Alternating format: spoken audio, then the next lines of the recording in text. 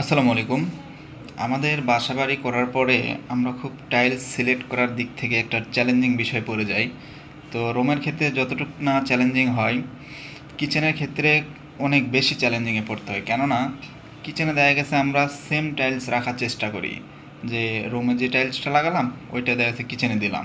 কিন্তু এই ক্ষেত্রে হয় কি, কিচেন রুমে আপনি মেঝেতে যদি গ্লোসি বা চকচকে টাইপের যেগুলো টাইলস থাকে এগুলো দিলে কিচেন রুমে যে তেল বা পানি ছিটকে পড়ে, এটাতে আপনার পড়ে যাওয়ার সম্ভাবনা থাকে।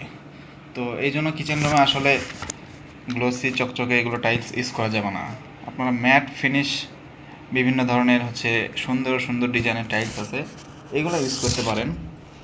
তো এগুলোতে তেল পানি পড়লেও পড়ে যাওয়ার সম্ভাবনা ওরকম থাকে না।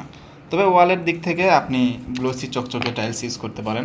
সেক্ষেত্রে দেখা গেছে আপনার মশলার দাগ বা তেল যেসব থাকে এগুলা সুতি কাপড় দিয়ে হালকা করে ওয়াশ করলে এগুলো পরিষ্কার করা যায়। তো রুমের ক্ষেত্রে আর কিচেনের ক্ষেত্রে টাইলসের কিছু দিক অবশ্যই বিবেচনা করতে হবে, কারণ সবাই যাতে ভালোভাবে কাজ করতে পারে এটা মাথায় রাখতে হবে।